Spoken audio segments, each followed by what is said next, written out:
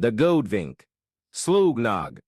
Een keer met zijn vleugels, voor hij zaakjes, op de haan van Bram landde. Zijn kleine oogjes keken naar het gerimpelde gezicht van de oude tuinman, die met tranen over zijn wangen fluisterde.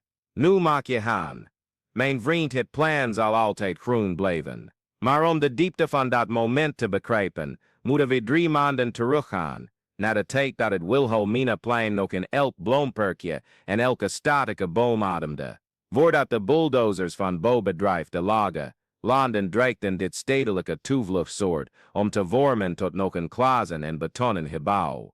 Bram de Vries was 68 jaar oud en had 30 jaar lang volledig aan dit plein gewijd. Hij kwam elke dag om 5 uur ochtends aan, wanneer de dauw nog de rozenblaadjes kuste en het gezang van de vogels de enige soundtrack was van de slapende stad. Zijn verharde vingers kenden elke korrelaarde, elke wortel die opschoot, elk blad dat verkeelde. Hij was niet alleen een tuinman, hij was de stille bewaker van een klein paradijs dat zich verzette tegen de stedelijke chaos. Op die maandagochtend, toen hij arriveerde met zijn oude fiets en de gereedschapskist, die tegen de baggerdrager klepperde, vond Bram een nieuw bord midden op het plein, terrein bestemd voor bouw de lage landen. Zijn benen trilden, zijn hart bonkte. Voor een moment draaide de wereld in slow motion en hij moest zich vasthouden aan de stam van de eeuwenoude vijgenboom om niet te flauw te vallen. Het kan niet waar zijn, mompelde hij, terwijl hij met trillende vingers over het metalen bord streek. Het kan niet waar zijn. Maar het was waar. De gemeente had de grond van het plein verkocht aan het bouwbedrijf, onder het mom van stedelijke modernisering en werkgelegenheid. Het plan voorzag, in de volledige sloop van de groene ruimte voor de bouw van een 20 verdiepingen tellend winkelcomplex. De bewoners van de buurt kregen een opzegtermijn van 45 dagen om afscheid te nemen van de plek. Bram keek om zich heen en zag zijn hele leven weerspiegeld in die ruimte. Daar was het madeleefjesperkje dat hij had gepland toen zijn eerste kleindochter werd geboren. Het houten bankje dat hij ontelbare keren had opgeknapt, waar ouderen elke middag samenkwamen om domino te spelen. En hoog in de takken van de jaboticaba-boom, het nest van de goudvink die 15 jaar geleden deze plek als thuis had uitgekozen. De vogel, alsof hij de tragedie aanvoelde, daalde af en landde op Brams schouder, zong een melancholisch liedje dat de hele angst van het moment leek te verwoorden. De oude tuinman aaide zachtjes de gouden veren van het kleine wezen. Ik weet het, vriendje, zei hij met een schorre stem. Ik weet ook niet waar we naartoe gaan. In de dagen die volgden, zette Bram zijn werk voort, alsof er niets was veranderd, maar er was iets veranderd in zijn hart. Elke roos die hij snoeide, elk stukje gras dat hij maaide, elk droogblad dat hij opraapte kreeg een bijna heilige betekenis. Het waren zijn laatste gebaar van liefde voor die plek. De goudvink bleef hem constant vergezellen, als een stille medeplichtige in een gevecht dat verloren leek, nog voordat het begon. Op een van die ochtenden naderde mevrouw Jansen, een dame met wit haar en levendige ogen, die al meer dan 20 jaar het plein bezocht, Bram met een vastberaden uitdrukking. Bram, mijn jongen, zei ze, naast hem op het bankje onder de vijgenboom zittend. Dit mogen we niet laten gebeuren. De tuinman zuchtte en veegde zijn vieze handen aan zijn verweerde schort. Mevrouw Jansen, u weet dat ik geen macht heb tegen die mensen. Ik ben slechts een gemeentelijke werknemer. Als zij slopen, moet ik gehoorzamen. Wie zegt dat je alleen bent? Antwoordde de dame. Haar ogen fonkelden met jeugdige energie. Dit plein behoort niet alleen aan jou, Bram. Het behoort aan ons allemaal. Aan de kinderen die hier elke dag spelen, aan de ouderen die rust vinden op deze bankjes, aan de vogels die hun nesten bouwen in deze bomen. Wij zijn een gemeenschap, en een gemeenschap verlaat zijn huis, niet zonder te vechten. Bram keek omhoog, waar de goudvink van tak naar tak sprong, en voor het eerst in weken voelde hij een vonkje hoop in zijn borst ontbranden. Mevrouw Jansen was geen vrouw van halve maatregelen. In de weken die volgden, organiseerde ze vergaderingen in het dorpshuis, deelde ze flyers uit bij de winkels in de buurt, richtte ze een WhatsApp-groep op met de bezoekers van het plein en leerde ze zelfs sociale media te gebruiken om de zaak te promoten. De beweging Red het Wilhelminaplein groeide organisch, gevoed door de oprechte liefde die mensen voor die plek koesterden. Maar niet alles was rozengeur en maneschijn op het pad van de weerstand. De heer de Graaf, directeur van bouwbedrijf De Lage Landen, was een man die gewend was te winnen.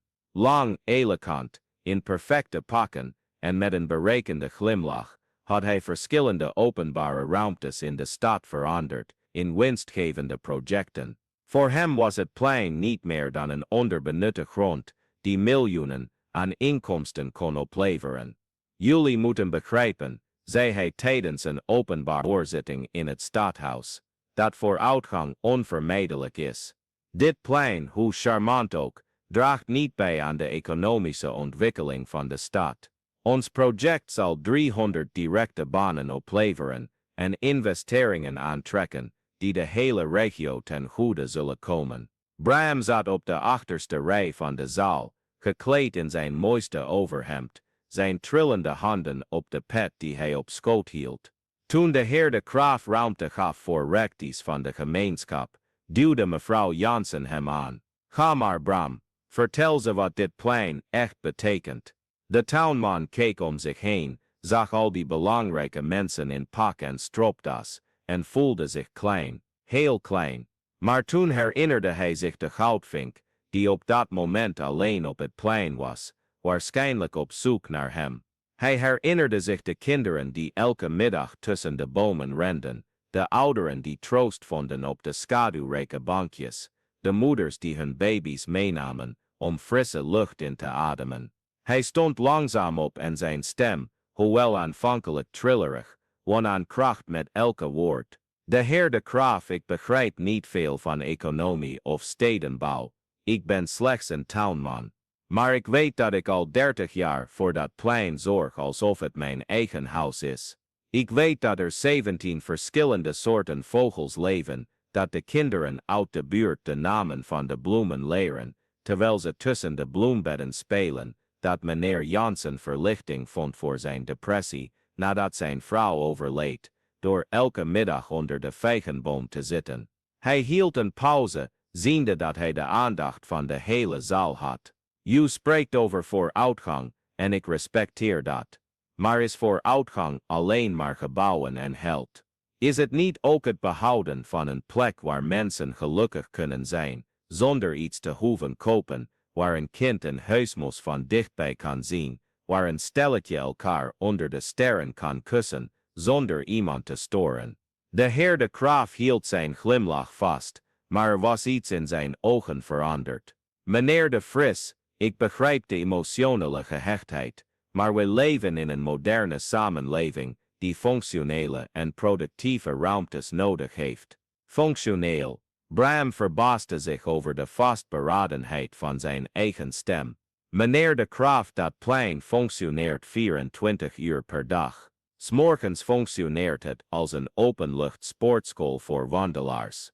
Overdag functioneert het als een biologieles voor kinderen. 's Middags functioneert het als ontmoetingsplek voor ouderen. 's Avonds functioneert het als toevluchtsoord voor wie moet nadenken. En 's nachts functioneert het als thuis voor tientallen dieren die nergens anders kunnen wonen. Kunt u mij zeggen welke functie uw gebouw zal hebben, behalve winst genereren? Ongemurmel ging door de zaal. Sommige raadsleden wisselden blikken uit. De heer de Graaf verloor zijn glimlach voor een paar seconden, voordat hij hem weer terugkreeg. Meneer de Vries, u spreekt vanuit uw hart, en dat is bewonderenswaardig. Maar stedelijke beslissingen moeten met verstand genomen worden.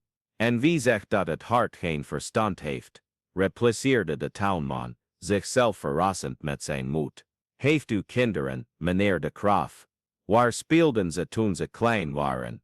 De heer de Graaf aarzelde, in het appartementencomplex waar we woonden. Er was een groene ruimte, precies. U gaf uw kinderen een groene ruimte. Nu wilt u de groene ruimte van de kinderen van anderen afpakken. De stilte die volgde was oorverdovend. Bram ging zitten, zijn hart bonkte hard, maar met het gevoel dat hij alles had gezegd wat hij moest zeggen. De campagne om het plein te redden nam naar de openbare hoorzitting toe. De video van Brams toespraak ging viraal op sociale media en mensen uit de hele stad begonnen het Wilhelminaplein te bezoeken om de plek te zien die een eenvoudige tuinman met zoveel passie verdedigde. Journalisten kwamen reportages maken, milieuactivisten boden steun aan, zelfs enkele lokale persoonlijkheden spraken zich uit voor het behoud van de ruimte. Maar de heer De Graaf was niet van plan om gemakkelijk op te geven. Hij zette de druk op het gemeentebestuur op, herinnerde de politici aan de economische voordelen van het project en de bijdragen die zijn bedrijf aan de verkiezingscampagnes leverde. Hij huurde een peerbureau in om de positieve aspecten van het project te benadrukken en het belang van het plein te minimaliseren. Het was in deze periode dat Bram iets verontrustends opmerkte. De goudvink was anders. De vogel die altijd levendig en actief was geweest, begon tekenen van verdriet te vertonen. Hij bracht uren roerloos door op zijn favoriete tak. Zijn gezang was zeldzaam en melancholiek geworden, en soms wekten zelfs de zaden die Bram aanbood geen interesse. Jij wilt het ook, hey, vriendje, murmelde de tuinman de vogel observerend.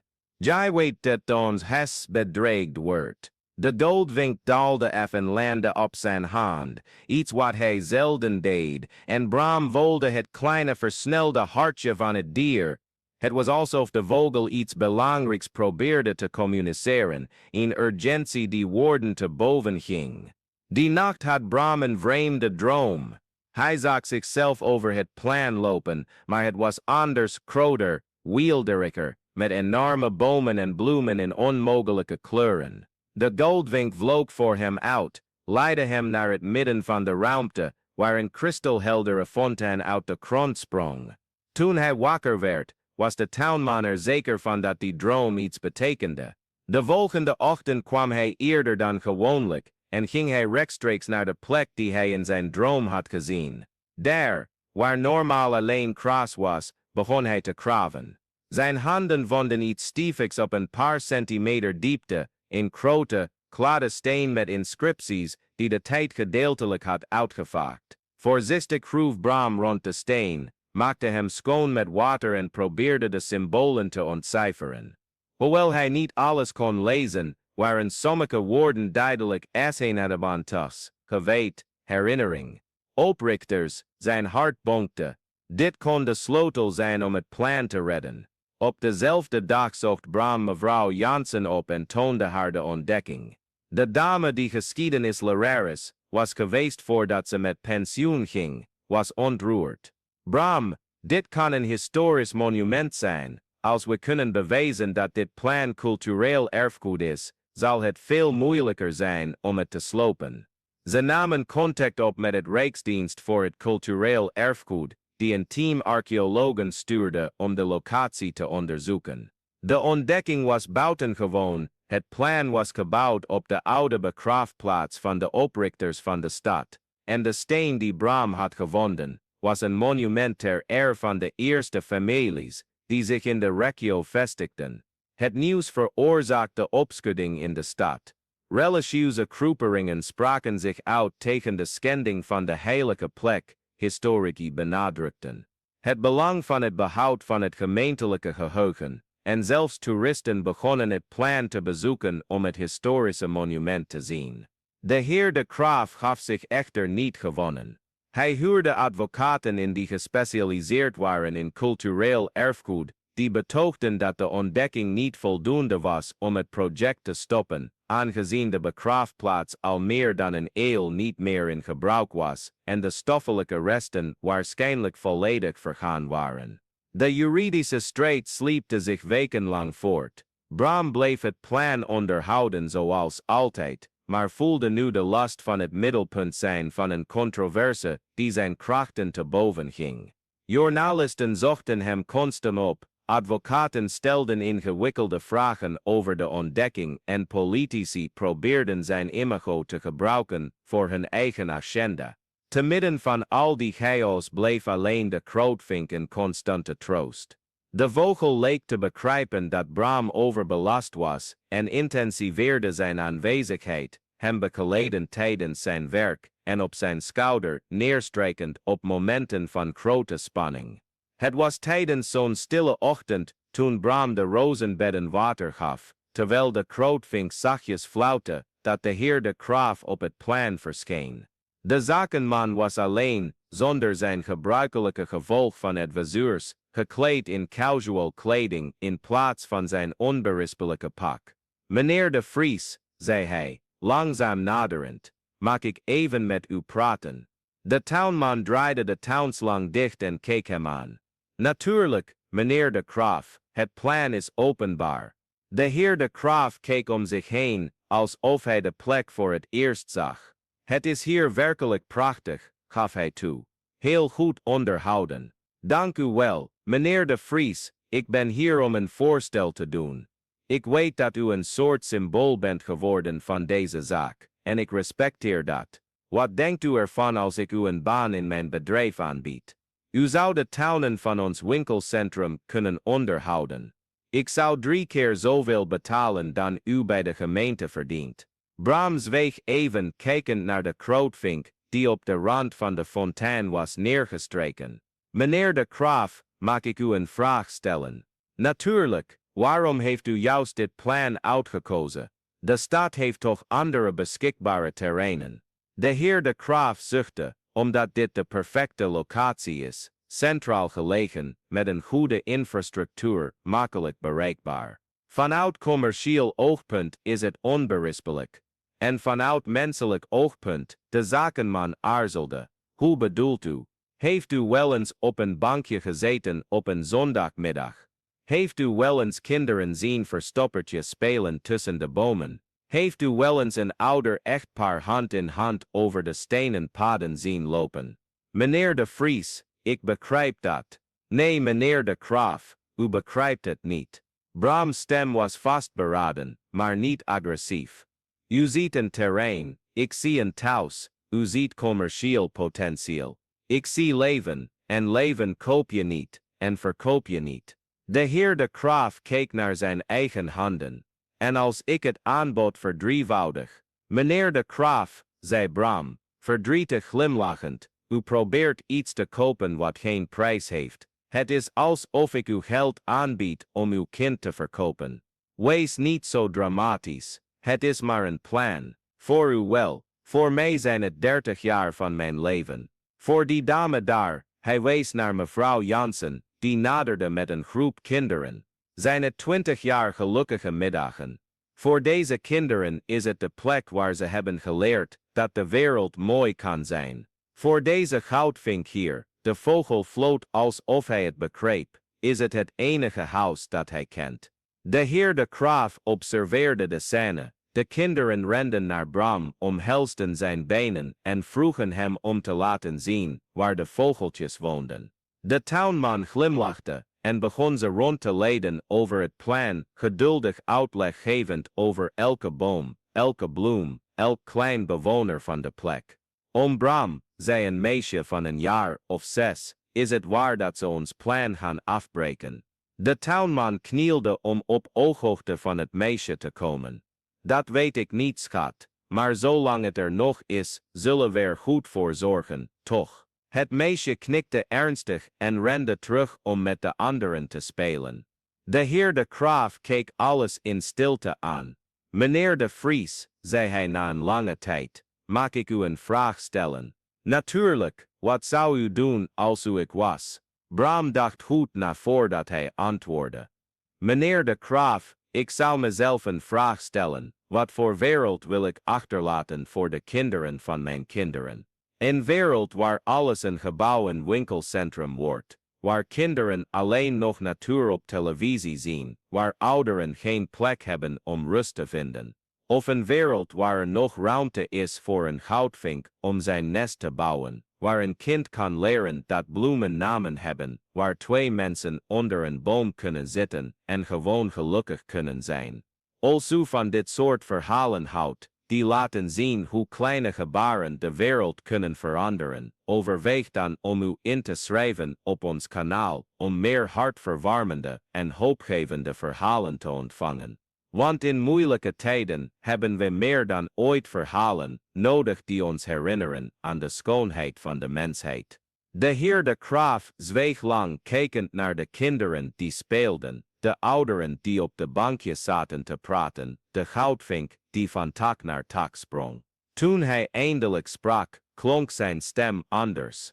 Meneer de Vries, ik heb meer dan 50 projecten in deze stad gebouwd. Winkelcentra, woongebouwen, kantoorgebouwen. Allemaal zeer succesvol financieel gezien. Dat kan ik me voorstellen, maar weet u wat? Ik kan me niet herinneren dat ik kinderen in een van die projecten heb zien spelen. Ik kan me niet herinneren dat ik een oude man met oprechte geluk heb zien lachen in een van mijn projecten. Bram zei niets, maar bleef luisteren.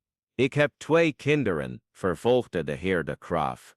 Mijn dochter is 8 jaar oud. Toen ze klein was, vroeg ze me altijd om haar mee te nemen naar een park. Maar ik was altijd druk, altijd vergaderingen, altijd iets belangrijkers. Totdat ze op een dag stopte met vragen.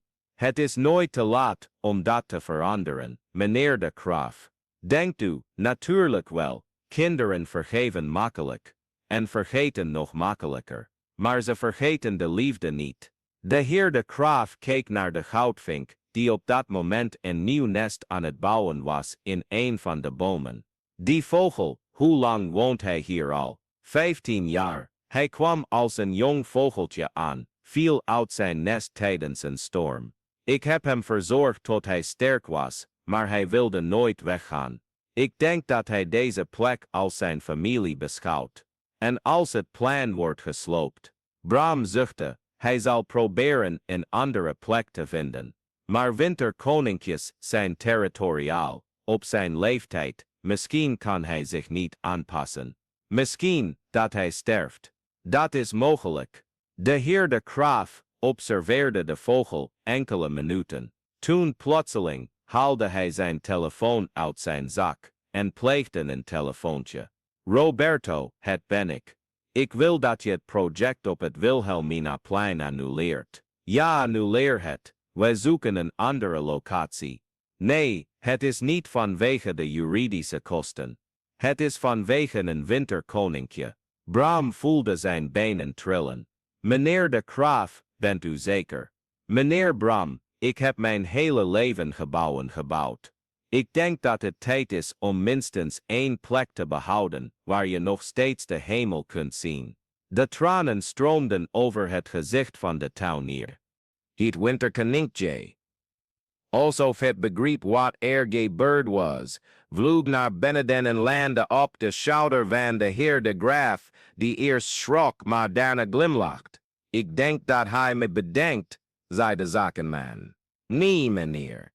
Ik denk dat hij zegt dat u altijd welkom was hier. U moest het alleen ontdekken. De volgende dagen veroorzaakte het nieuws van de annulering van het project van bouwbedrijf De Lage Landen een sensatie in de stad. De heer de Graaf kreeg kritiek van investeerders en zelfs van sommige collega-ondernemers, maar bleef vastbesloten in zijn besluit. Sterker nog, hij richtte een beschermingsfonds op om het permanente onderhoud van het plan te garanderen en huurde Bram in als speciale adviseur van het project. Meneer Bram, zei hij tijdens de ondertekening van de beschermingsakte, u hebt me geleerd dat er dingen zijn die geen prijs hebben. Maar ik heb ontdekt dat ze een immense waarde hebben. Wat is het verschil, meneer? Prijs is wat je betaalt. Waarde is wat je ervoor terugkrijgt. En de waarde van dit plan is onberekenbaar. Bram glimlachte, voelend hoe het winterkoninkje zachtjes op zijn hand landde. De vogel zong een vrolijke melodie, en voor het eerst in maanden voelde de tuinier zijn hart volledig in vrede. Nu mag je voor altijd blijven, vriendje, fluisterde hij tegen het winterkoninkje. Ons huis is gered. Maar het verhaal eindigt hier niet. De heer de Graaf annuleerde niet alleen het project, maar werd ook een van de grootste voorstanders van groene ruimtes in de stad. Hij creëerde een programma voor het behoud van pleinen en parken, altijd in overleg met Bram over de beste methoden voor onderhoud en milieubescherming. Mevrouw Jansen organiseerde een permanente groep vrijwilligers om te helpen met de verzorging van het plein en de zondagmiddagen werden ware gemeenschapsfeesten, met muziek, verhalen vertellen en tuinierworkshops voor kinderen. Het winterkoninkje werd een soort officiële mascotte van de plek, en het was niet ongewoon om toeristen te zien, die de vogel fotografeerden, die blijkbaar van de aandacht hield, en soms expres poseerde voor de camera's. Bram zette zijn dagelijkse werk voort, maar nu met een vernieuwde energie. Hij wist dat elke bloem die hij plantte, elke boom die hij snoeide, elk pad dat hij veegde, een daad van liefde was, die bewaard zou blijven voor toekomstige generaties. Op een bijzonder mooie middag, toen de zon door de bladeren van de eeuwenoude vijgenboom schemerde en gouden patronen op de grond tevoorschijn bracht, verscheen de heer de Graaf op het plein, vergezeld van een meisje met grote, nieuwsgierige ogen. Meneer Bram, zei hij, ik wil je mijn dochter Anouk voorstellen. Anouk, dit is meneer Bram, de beschermer van het plein. Het meisje stak haar handje uit. Papa zei, dat u alle vogels hier kent. Dat ken ik wel, mijn kleine. Wil je dat ik ze aan je voorstel? De ogen van het kind begonnen te glinsteren. Mag dat? Bram bracht de hele middag door met het laten zien van elk hoekje van het plein aan Anouk, het vertellen van verhalen over de dieren die er woonden, het leren kennen van de namen van de bloemen en zelfs hoe je het winterkoninkje van de tak kunt laten komen om uit je hand te eten. De heer de Graaf observeerde alles met een glimlach die hij niet kon verbergen. Toen de middag begon af te koelen en het tijd was om te gaan, nam Anouk afscheid van Bram met een stevige knuffel. Meneer Bram, mag ik morgen terugkomen? Natuurlijk, mijn kleine. Het plein is er altijd wachtend. Toen vader en dochter wegliepen, hand in hand naar de auto, hoorde Bram het meisje vragen. Papa, waarom wilde je deze plek slopen? Het antwoord van de heer de Graaf was zacht, maar de wind droeg de woorden tot in de oren van de tuinier. Omdat ik het niet wist, schat. Soms moeten we iets bijna verliezen om te ontdekken hoe belangrijk het is. Die avond bleef Bram langer dan gewoonlijk op het plein zitten op een bankje onder de vijgenboom, de sterren aan de steeds donkerder wordende hemel zien verschijnen. Het winterkoninkje zat op de laagste tak, ook de naderende nacht aanschouwend. Je wist het wel, hè vriendje, mompelde de tuinier. Je wist dat alles goed zou komen. De vogel liet een zacht piepje horen, alsof hij het eens was, en Bram voelde een diepe vrede over hem heen komen. Dat plein met zijn oude bomen en kleine inwoners zou blijven bestaan. Kinderen zouden nog steeds tussen de bloemperken spelen, ouderen zouden nog steeds troost vinden op de schaduwrijke banken, en het winterkoninkje zou nog steeds zijn nesten bouwen tussen de vertrouwde takken. Belangrijker nog, hij had ontdekt dat de ware kracht niet in geld of macht ligt, maar in het vermogen om het hart van mensen te raken. Dat een oprecht woord meer waard kan zijn dan 1000 contracten, en dat oprechte liefde voor iets altijd een manier vindt om zich te uiten. Toen hij opstond om weg te gaan, stopte Bram nog een keer voor het monument van de stadsoprichters, nu beschermd door een kleine speciale tuin, die hij zelf had aangelegd. Hij raakte de oude steen liefdevol aan. Dankjewel, fluisterde hij, dankjewel dat je ons hebt geholpen deze plek te redden. Het winterkoninkje vloog voor de laatste keer die dag naar zijn hand, en Bram voelde het kleine hart van de vogel kalm tegen zijn handpalm kloppen. Het was alsof het dier zei, dankjewel dat je nooit opgegeven hebt voor ons huis. En zo, onder een deken van sterren die getuigen waren van generaties. Menselijke verhalen, sloten de oude tuinman en zijn gevederde vriend in stilte een pact van eeuwige liefde voor dat kleine stukje paradijs, dat bijna verloren was gegaan, maar dat nu voor altijd zou blijven, als bewijs dat wanneer mensen zich verenigen voor een rechtvaardige zaak, zelfs de machtigste belangen de kracht van het menselijk hart niet kunnen vernietigen. Het Wilhelminaplein zou blijven bloeien, en elke lente, wanneer de bloemen zouden ontlijken, en de vogels hun liedjes van vernieuwing zouden zingen, zouden allen zich de geschiedenis herinneren van de tuinman, die een zakenman leerde, dat er dingen in de wereld zijn, die geen prijs hebben, maar oneindig veel waard zijn.